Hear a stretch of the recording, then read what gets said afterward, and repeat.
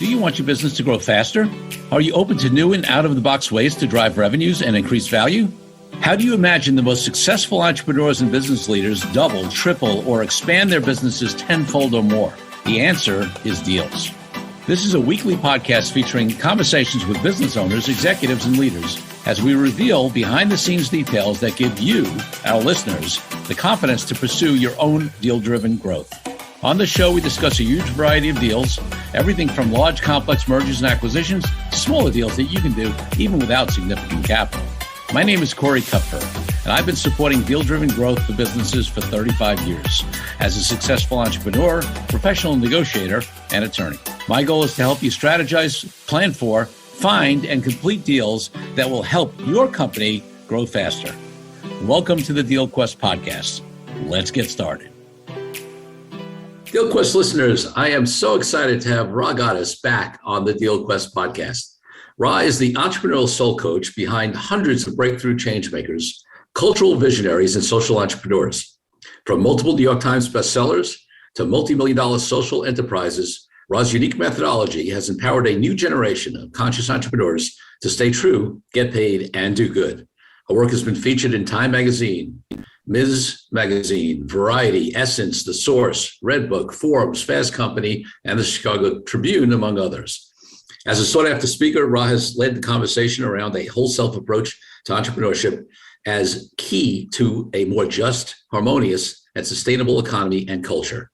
Ra's book, The Calling, on St. Martin's Press, is a step-by-step blueprint for finding your purpose and making your most profitable contribution.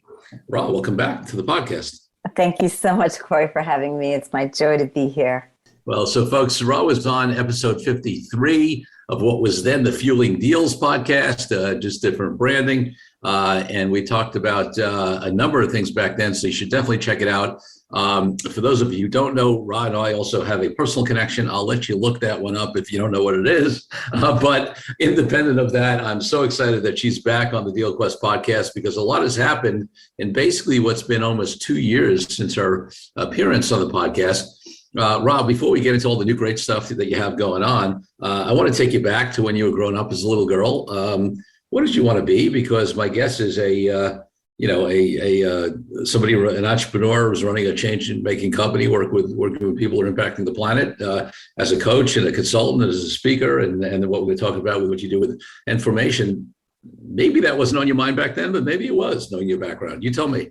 It's interesting because when I was a little girl, I think I kind of vacillated pretty fiercely between wanting to be a doctor and wanting to be a rock star. And, it's interesting because when I look at, and this is a question that I love and often, ask leaders I work with as well, because I believe that always in whatever it was that we aspire to be, there's some element of it that still lives in who we are today. And so I think for me, it was sort of the doctor was really about this ability to make life better for people. Mm-hmm. And doctors were definitely people who I looked to, certainly growing up as people who did that, who courageously used their gifts and their skills to better the lives of others. And then I think the rock star piece is about moving people, inspiring people, touching people. And so my hope is that somehow between the two of those things, in what I do today, those elements or those aspects are there. Well, no question about that they are, knowing the impact you've had on so many people. Rob, one more question looking back. What was the first deal of any type that you ever did? It could have been something when you were a kid or later in life, anything that comes to mind that, feels like a deal that you remember. Yeah. I think about being the youngest of 4 siblings growing up, and I think there was all kinds of deal making going on around chores, around goodies. And but the thing that I think the most sort of comes to mind in this minute is really, my mom used to have these cookies that we loved called Malamars, and and they're a household favorite in our family as well. And yes, and she used to sort of say, if you go do this, or you go get me this, or the milk or the tea or the whatever, you can have 2 cookies. And so that was, and there was always the opportunity to go, okay, well, what do I need to do to get 3? I love it. 4. I love it. The cookie negotiation. Yes. So, Ra, okay. So now, when we spoke a couple of years ago, we had talked about book deals and things like that because the calling, was you were in the process of the book deals for your book. But one of the big thing that's happened since in the last year or so, is after running your company with the crowd as a solely owned company and obviously with a phenomenal team, you've started a new company in a business partnership with somebody, and that's a deal. So why don't you talk to us about nFormation and what it does, and then what had you decide to go into business with Deepa? Yeah. So nFormation is a member-based community that is designed to support particularly women of color leaders, executives, and leaders in all sectors of professional society. And the intention for the business is really to provide what we call safe, brave, and new space. And nFormation comes out of almost 4 years of listening on the front lines to the hearts, minds, spirits, stories, and concerns of leaders in every sector of our society who have reached, the pinnacles of success in their particular fields, and women who see themselves as being a first or a few or an only. And, our decision, it's so interesting because I think that for many of us, we become accidental entrepreneurs in the sense of we may not necessarily start out to form a business. And in this particular case, that was true. Deepa and I began really by being very intrigued by some of the stories and conversations we were having with women of color executives at the time. Deepa was in her own personal journey, thinking about whether or not she was going to stay or go. She had a stellar career at a major Big Six consulting firm and was really questioning what was next for her in terms of purpose and calling. And that was what led her to working with me directly as a coach. And in this exploration, she began talking to other women executives outside of her company. And I was noticing as I looked at the clients and leaders that I was working with, that there were similar concerns coming up, similar challenges, similar questions being asked. And that then led us to gathering women over the course of dinners. And we wound up doing several dinners throughout the country. And it was fascinating because, we sort of had this perspective that, these were really high performing, high charging, high flying women. We would do a 3-course power 90-minute meal. And ultimately we wound up, we would be closing restaurants. We would be getting kicked out of parking lots, because 5 and 6 hours later, the women did not want to leave. And what we immediately realized, and I think we're actually really taken aback by, was the degree to which so many of these incredible women were isolated. Because of the demands of the roles that they played both in their respective organizations and entities, as well as with their families, that they really had not had space ever to really talk and compare notes about their experience. And it's almost shocking when we think about it in a professional context, how many people maybe who do have those kinds of networks take it for granted. And we sort of, again, did not anticipate that it was going to be such a big contribution to these women. We thought it was going to be, some time to network, some time to gain perspective, but it really wound up being this incredibly transformative experience. And there were always 2 questions that we were met with at the end of these dinners. The first one was, okay, so what do we do next? And the second one was, when are you coming back? And Deepa and I really didn't have a good answer initially. And we kept hearing it over and over again. And at some point even decided, let's do some research, because at the very least we can point these women to resources. And as we began to research, we realized that as we considered the specific need that we heard being voiced over and over and over again, that we really didn't find a place where women of color across the diaspora could come together and really have authentic connection, really have spaces where they could be witnessed and heard, where their experiences could be validated, where they could be challenged in their leadership in ways that would invite them to grow and also consider what was important and necessary for them to show up in their full selves, and space where they could really think about what was new or what was next for them as they thought about what it meant to take the positions of leadership that many of them were taking. And we are in a moment, Corey, I don't need to tell you this, but we're in a moment where women of color are taking seats of leadership in ways that they never have before. Yes. And so, whether we look at the CEO of Walgreens, whether we look at the Vice President of the United States, we are in a moment where our leadership is being called for. And, there is both excitement about that, and there's also real responsibility and real pressure around that. And I think our intention and hope and desire in the creation of nFormation was that we could be that space where women were able to grow their leadership, grow their sense of community and connection, while also both individually and collectively being able to architect what was new in terms of their own notions of power and success. Well, that's great. And we're going to get into the work that you do in a little bit more. Let's talk a little bit more about the partnership, however, because, I happen to personally know that you and, I obviously know you very well, and I know Deepa somewhat, and I know, you have different backgrounds, you bring different things to the table, which can be the richest part of a business partnership, right? People bring different skills and different outlooks and different life experiences, different connections. So can you talk a little bit about that? Like, how does that, what are the different things that you and Deepa bring? How does that make that business partnership, work? And how does that benefit the community that you've created? Yeah, I think for us, it's been a very, very rich partnership in the sense of we each come from very different cultural backgrounds and have very different experiences as women of color in this country. There are things that we navigate that are similar, but there are things that we navigate that are very, very different. And understanding our lineages and understanding our respective journeys and the way that has shaped the way that we see the world and the way that we see ourselves.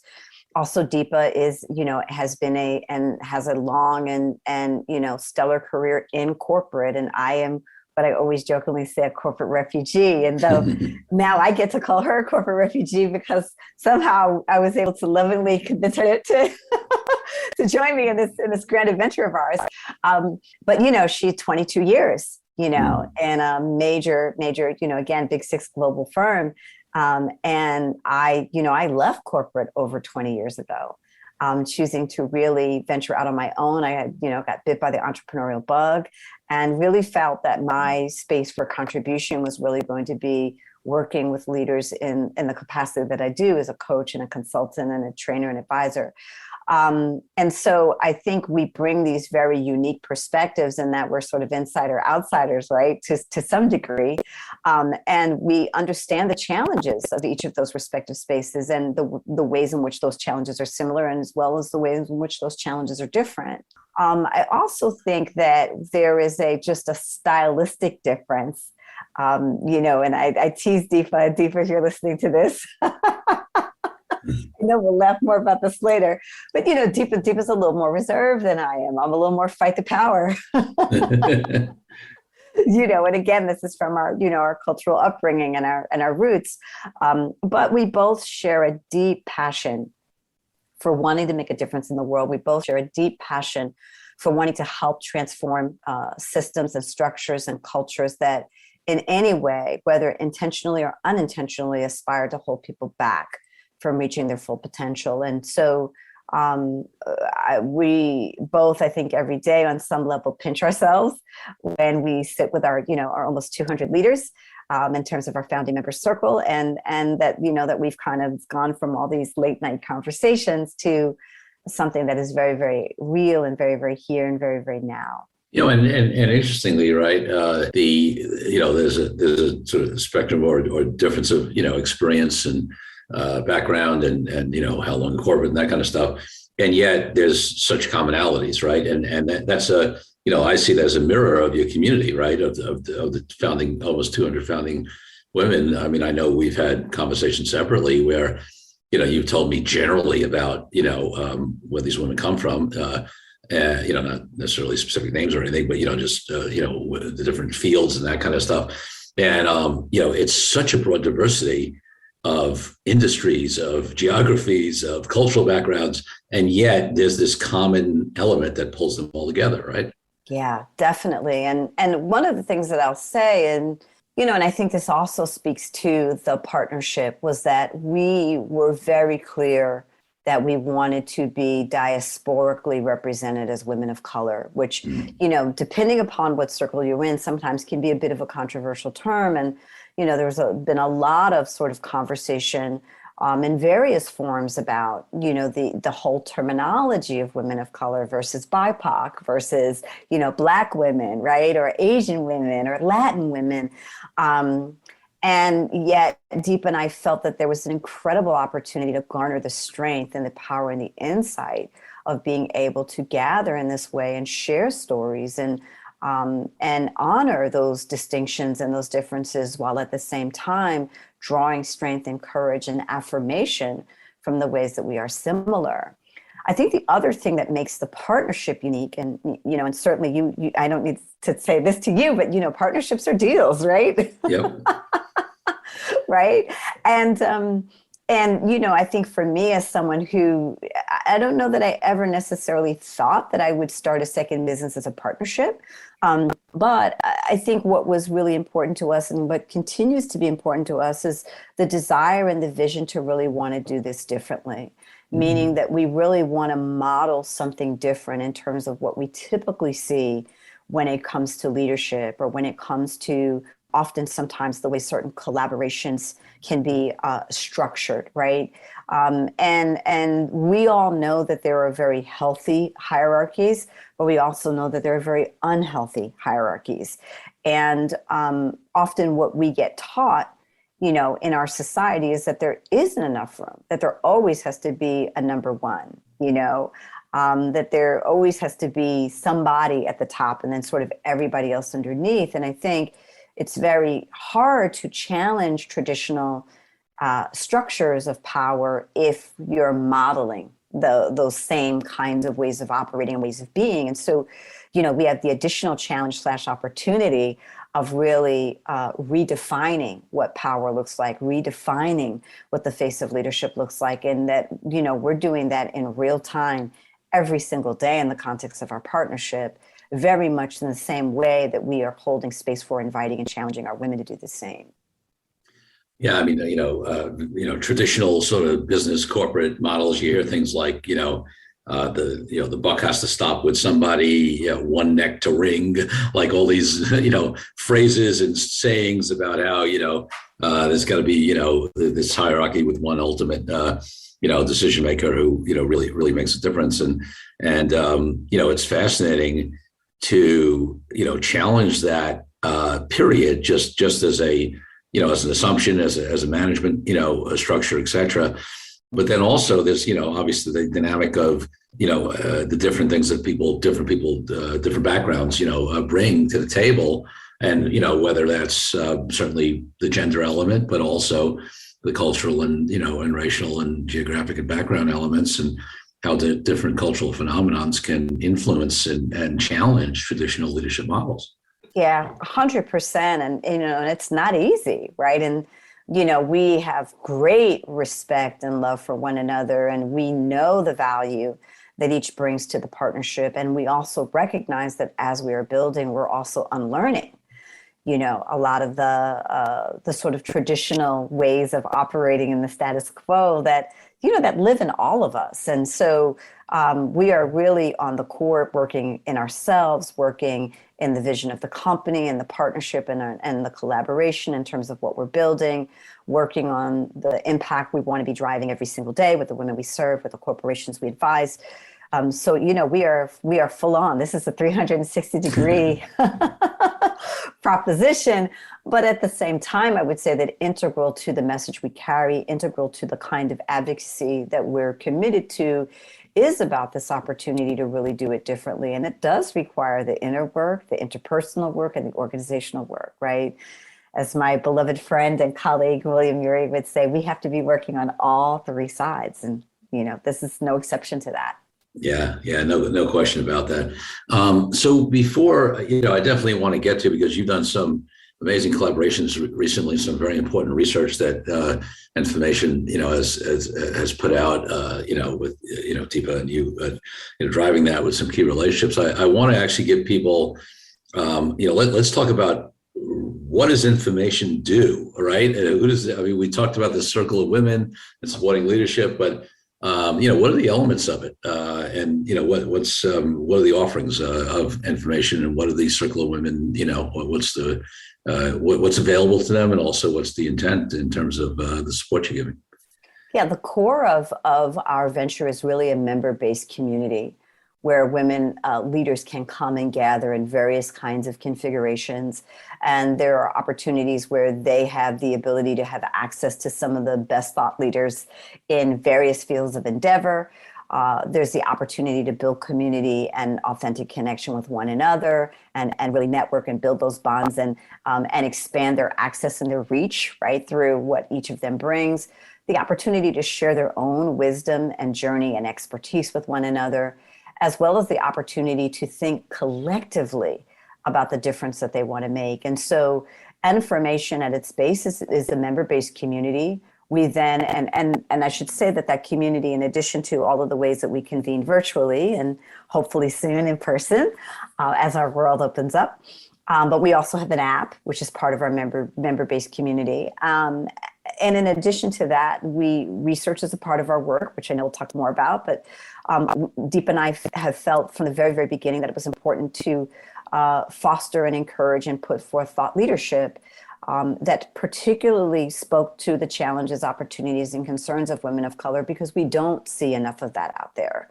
And then the third aspect of our work is we continue to consult and advise with organizations, and we have a sort of a future vision to support placement. We know we're, again, in a moment where women of color are in high demand in terms of being able to take seats of power and influence and leadership. And we see a deep commitment not only to fostering a new kind of pipeline, but also to being able to support the kind of placement innovation that really sets both companies and leaders up for success. Yeah, we're talking about here placement at at executive level and board level, high level focus. Correct. Yes. In collaboration, again, with other entities whose work is core and central to that commitment. Yeah. That's great. Okay, so yeah, let's jump into this, because you have just recently released, or when I say you, I mean nFormation in partnership with the Billie Jean King Leadership Initiative and some other folks. Something called Power Her, Redefined Women of Color Reimagining the World of Work. So tell us a little bit about what this research project is, and then who the key collaborators are, and and I want to delve into, because that's another type of deal, right? Collaborations, strategic alliances, sponsorships, partnerships, and you were playing in all those areas around this very important research that you've had come out. But let's just set the stage for what the research is. Yeah, so for us, it was really, really important to center and focus the commitment to research, because, again, we really felt like it was important to be able to create assets where our women of color leaders particularly could do the kind of case making that was critical to their leadership in their respective organizations. And that was one of the things that organically began to emerge as we began to grow our circle of leaders, was that people were looking for research assets. They were looking for white papers. They were looking for articles that centered themselves particularly around better understanding the reality of women of color at work. Interestingly enough, McKinsey's report this year, McKinsey and Lean In every year do a report on women in work, and this year they chose to focus on women of color, which we thought was phenomenal. And at the same time, what we also recognized was that a lot of the research that we see, or a lot of the articles that we see, speak about the reality of women of color in third person. And we saw an opportunity to have it be in first voice. And that was really the commitment for Power Redefined. The collaboration with Billie Jean King Leadership Initiative, which we're so thrilled about, really came about from the genesis of announcing this collaboration and entity of nFormation with Deep and I. Immediately they reached out and they were like, are you going to do research, or we want to learn more about the work that you are committed to. And it was almost as if they had read our minds.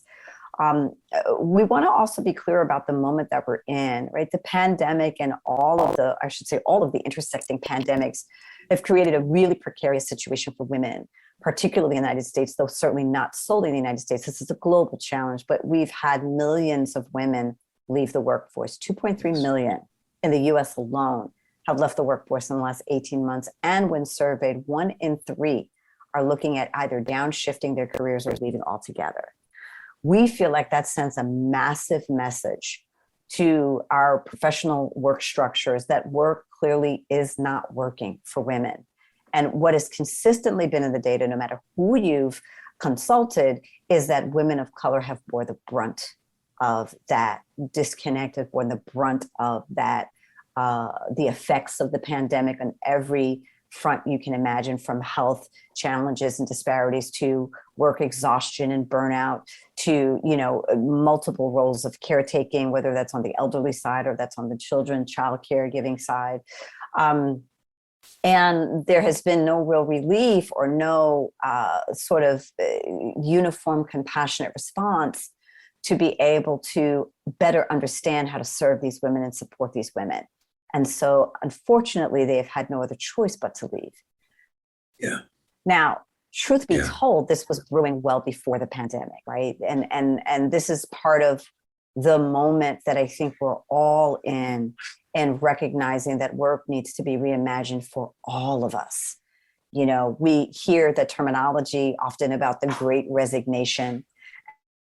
And we jokingly inside our work at nFormation call it the grand renegotiation, because we believe we're in a place where people have had 18 months to think and get clear about the things that are working and not working for them. And it's not as simple as quote unquote coming back. There is no going back. There's only going forward.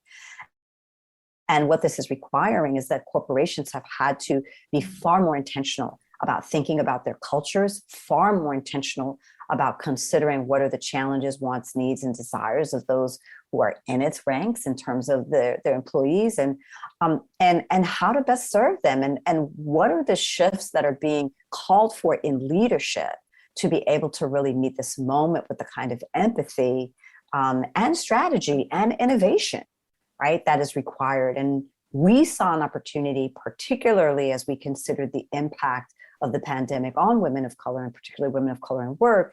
We saw a great opportunity to sort of say, hey, listen, the most heavily impacted have the opportunity to be the greatest consultants and architects of reimagining what needs to happen. We believe that women of color's leadership is probably one of the greatest underutilized resources. Some would argue maybe more underengaged. It's not that we're not working hard, because we certainly are. We're working very, very hard. That's not the issue, but the ability to recognize the unique value proposition that we bring because of the nature of our experiences, because of what we've seen, because of all of the undistinguished roles that we often play in organizations when we're there, that this is a moment. And women of color are ready to lead that revolution. They're ready to lead that transformation. We're ready to lead that reimagining. But there's some things we want in exchange.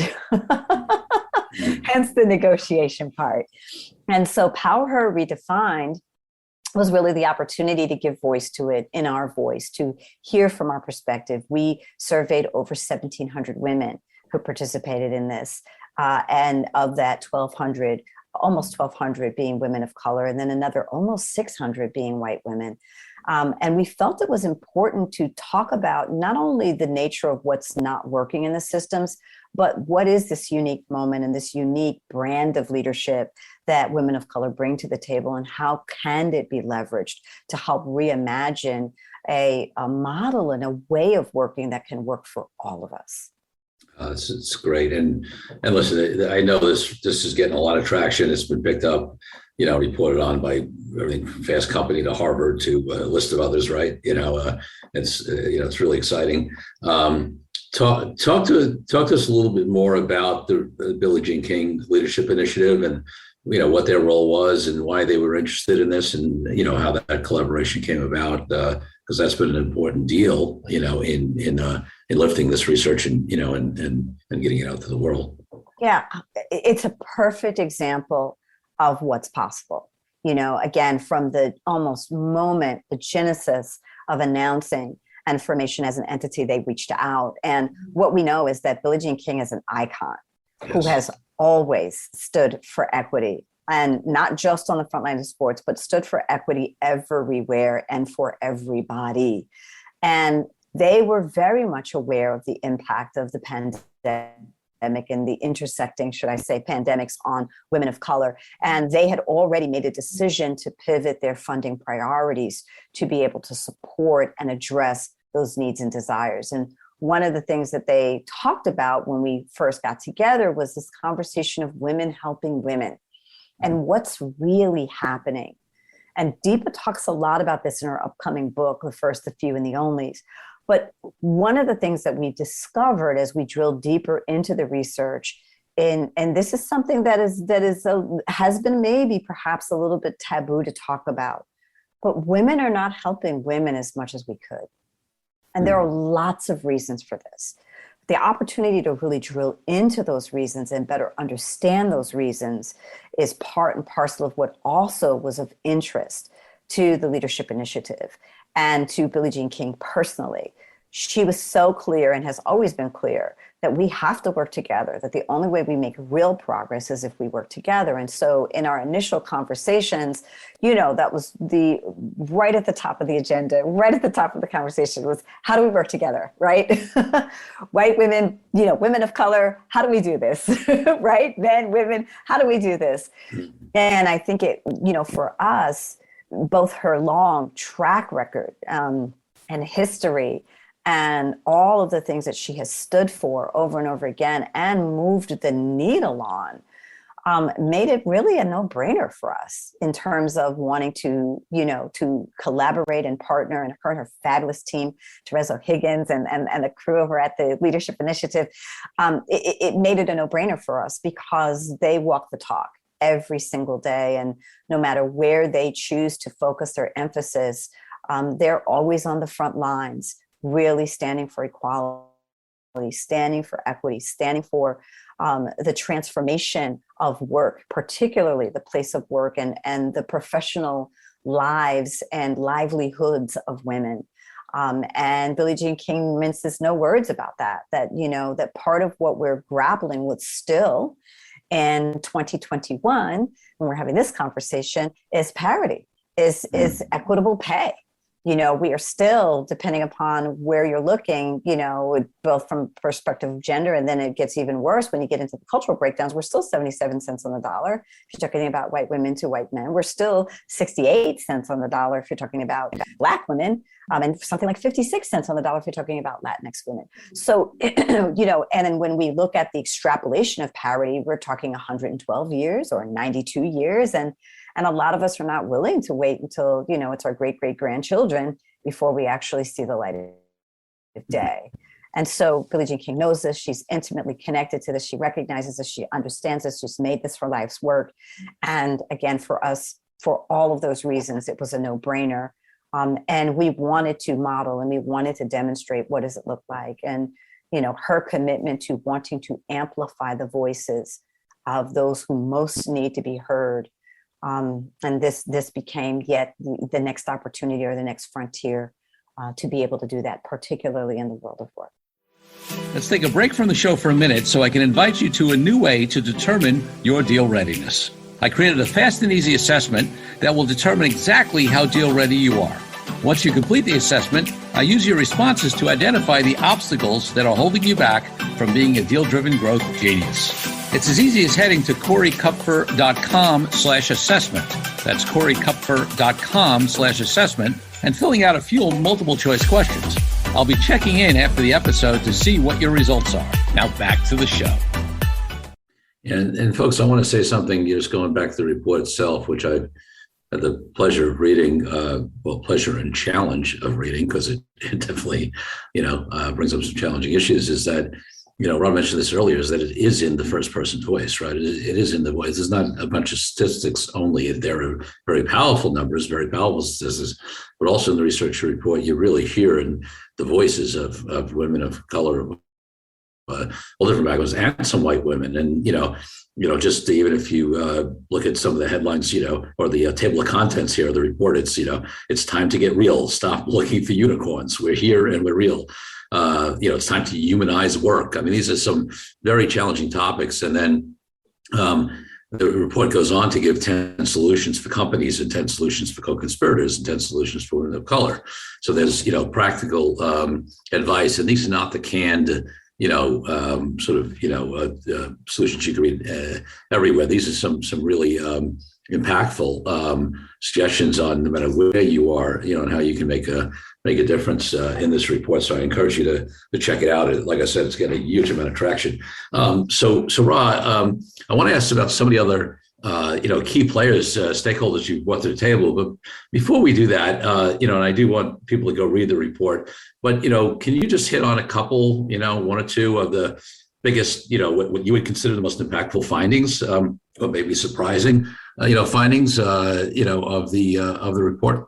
Yeah, absolutely. I mean, one of the big ones that absolutely stood out for me was that 70% of women of color who were surveyed believe that they have to prove themselves over and over and over and over and over and over and over and over and over again. And I think that statistic speaks more to not just the incidental, because I think so much of how we often describe the challenges, whether we're looking at Me Too or whether we're looking at the challenges we're talking about in the pandemic, is that there's a sort of perception that they're episodic, right? In other words, they occur once or they occur every once in a while. And what we've discovered, and Deep and I really unearthed this even in our listening to women prior to launching the research. And, it's important to say that in the founding of nFormation, Deep and I, between the two of us, listened to over 1,000 women. In various configurations, and that so much of a key part of our work every day is on the front lines of listening to the voices and stories of women, and that these are not moments that happen, that these wind up being everyday occurrences, and that women are saturated and sort of immersed in cultures that can feel very hostile to their very existence. And, microaggressions are not so micro, right? But to understand the pressure that women are under and that they feel, and the sense of being in a context where you don't feel seen and you don't feel heard, and you're feeling like you're having to consistently prove and go above and beyond, takes its toll. And it would take its toll on anyone if you think about it, right? There are aspects of us, listen, there are some of us who have a very competitive nature, and, and it's all good and it's fun in sport when you're in a circumstance or situation where, okay, you have to prove yourself and you come through and you're proud and you pat yourself in your back and you keep going, right? This is not that. This is where you're having to prove and prove and prove and prove. And it doesn't feel like the context changes with all of the proving, right? In other words, no matter how many points get put on the board, no matter how many I's get dotted or T's get crossed, there doesn't seem to be progress. And I think that's really the fundamental challenge that we're up against when we're starting to better understand what the realities are for women of color. I'll also say another big surprising statistic, if we kind of lean deeper into this women helping women piece, was that, 91% of white women felt on concept, we absolutely should be working together. It certainly was a belief and an understanding that if we could work together, then we would make further progress.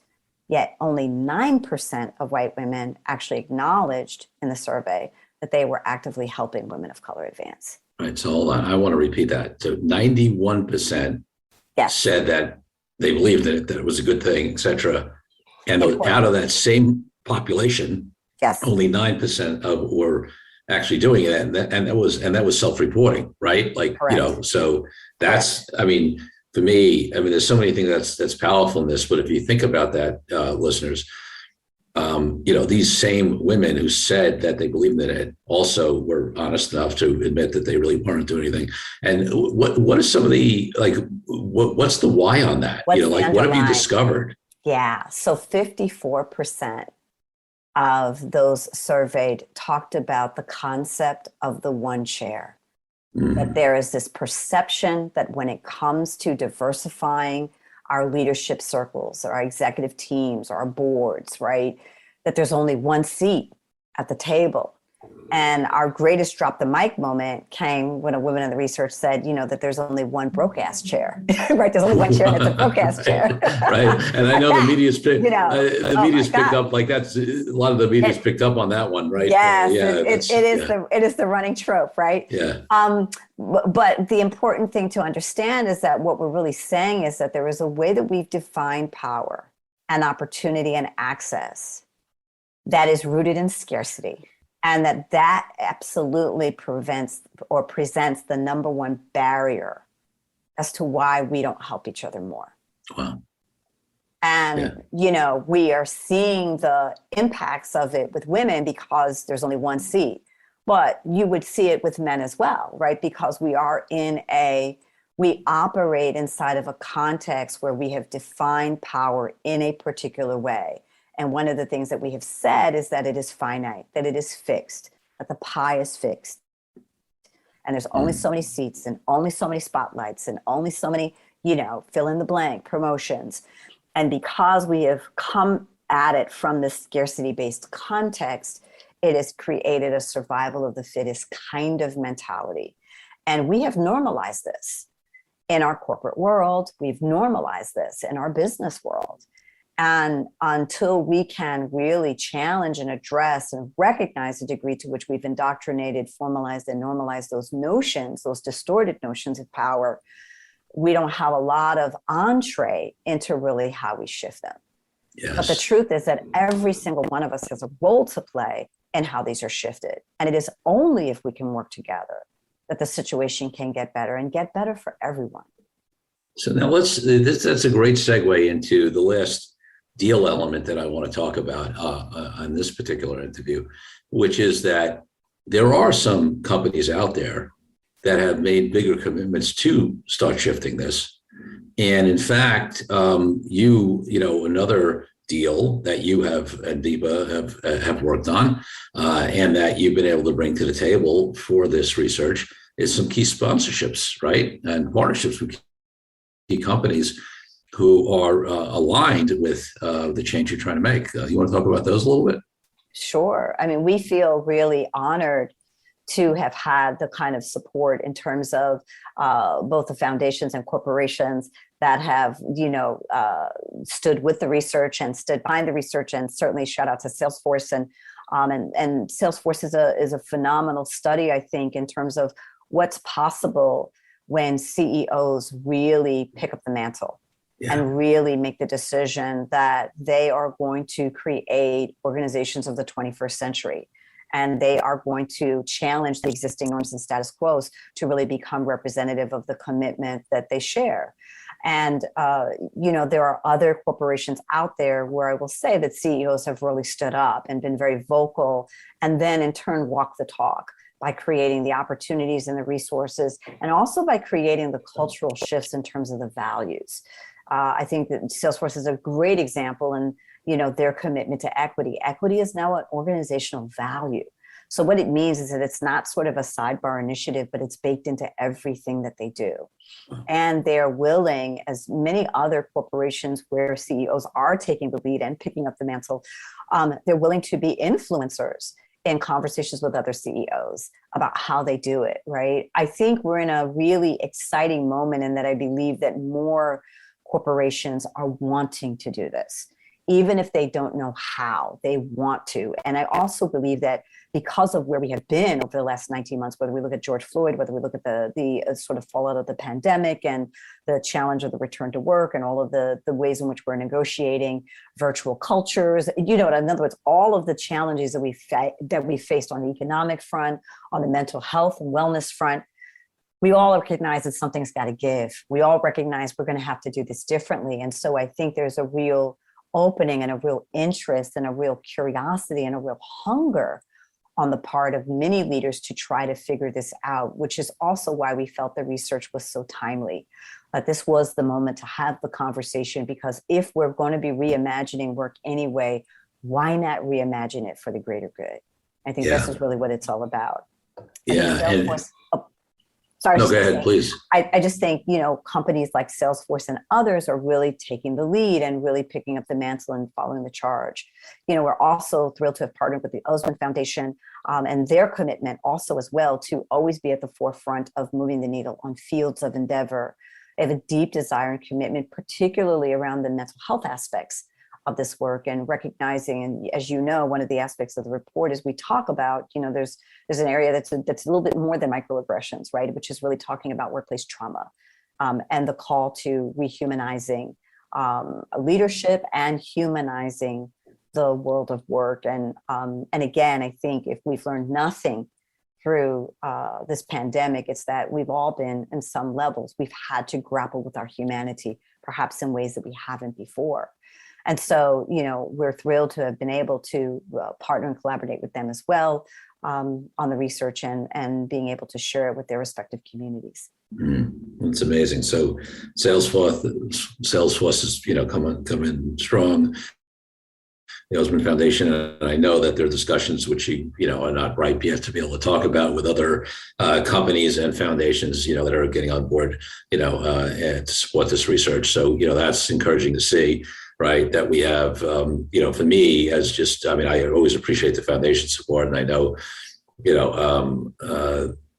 big fans of Osmond, but the corporate support for me is phenomenal because traditionally that's not been where, and companies like Salesforce, one of the substantive differences for me that I see is that this is not one of those situations where it's a PR thing or somebody's just throwing some money at something or they're getting on the trend because they want to, whatever. There's real commitment in companies like Salesforce and some others who you're in discussions with and who, are just doing some other things, where I do think it's becoming fundamentally part, and not just, in like big companies, right? Like Salesforce, where it's becoming much more fundamentally part of their DNA and their culture and their vision and values and commitments. And that's exciting thing. And, Salesforce's support of, the research and sponsorship of the research is just a great example of that.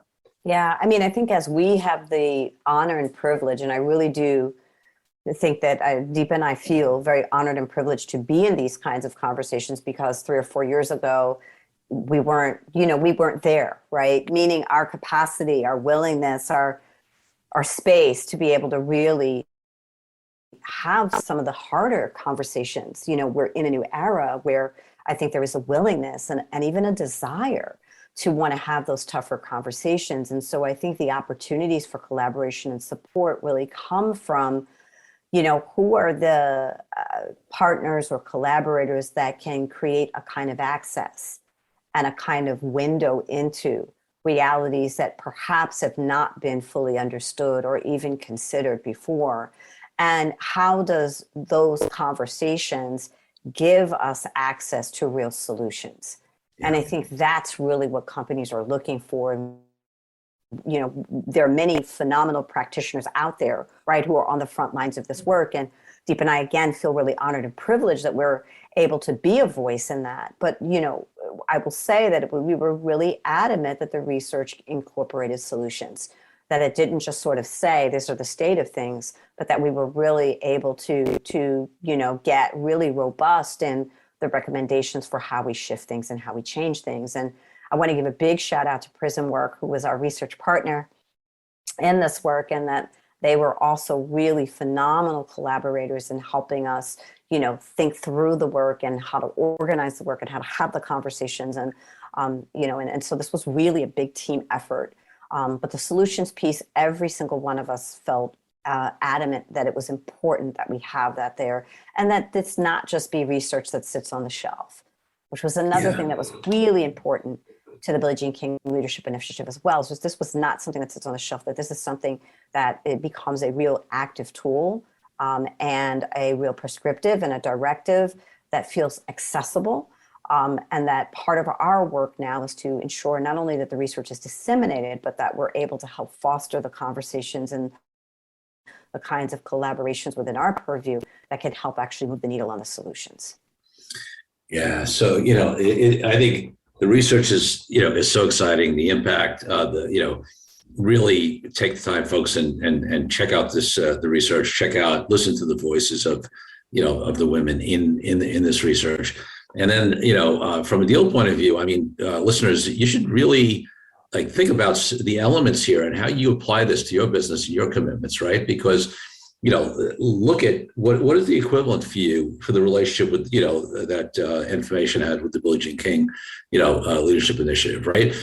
How did they, Rod talked about a little bit, Prism key research partner, getting somebody like Salesforce on board because of the alignment of the values and commitment of a big company like that, getting foundation support like the Osmond Foundation.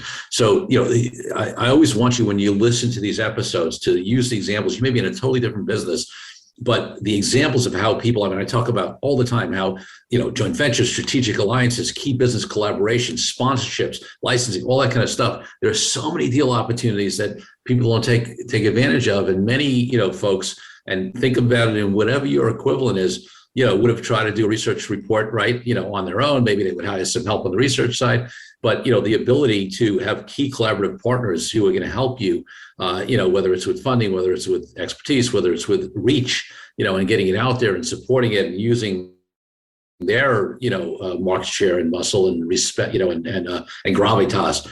There's so many ways you can apply this to your business. So, I do want you to check out the substance of this research because it's very significant in the business world, in the entrepreneurial world, and just in our world, in general, and the opportunities that come out of it. And then I also, invite you to look at the deal lessons that have come out of this amazing interview with Rod Goddess.